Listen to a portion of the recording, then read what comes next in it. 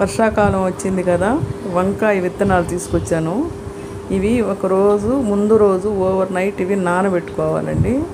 చూస్తున్నారు కదా, ఇన్ని విత్తనాలు సరిపోతాయి. ఇవే చాలా మొలకలు వస్తాయి. నేను ఈ వీడియోలో చూపిస్తాను చూడండి.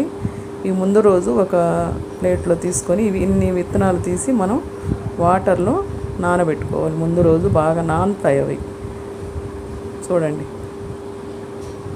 అవన్నీ నానిన తర్వాత మనం పక్క రోజు చేయవలసిన విషయాలు ఏంటంటే, ఒక మట్టి లూజుగా ఉండే మట్టి తీసుకోవాలి. ఒక పాటు, ఏదో పనికిరాని పాటు కానీ లేదంటే ఏదైనా అది కొంచెం సాయిల్ బాగా ఉండేది తీసుకొని దాంట్లో మనం, అది నర్సరీ బెడ్ అంటారు దీన్ని, అంటే మనం ఏదైనా విత్తనాలు వేసుకునేదానికి అందులో వేసుకునే తర్వాత ఇవి ఇట్లా మొలకలు వచ్చేస్తాయి.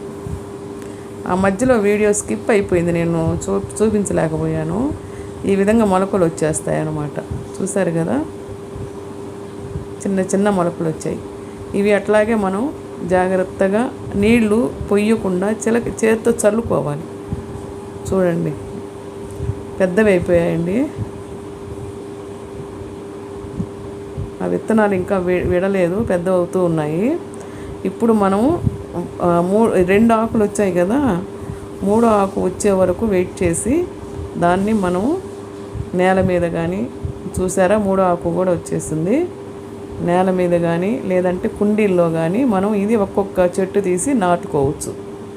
చూడండి ఎంత బాగా వచ్చేసిందో. వంగనార అంటారు దీన్ని, తెల్ల వంకాయలు అంటారు ఇది. చూసారు కదా, ఇదండి ఈ వీడియో. ఇదే విధంగా మీరు కూడా ముందు రోజు నానబెట్టుకొని ఒక పాట్లో చల్లుకోండి. అప్పుడప్పుడు నీళ్ళు చల్లుతుంటే అవి మొలకలు వస్తాయి అన్నమాట.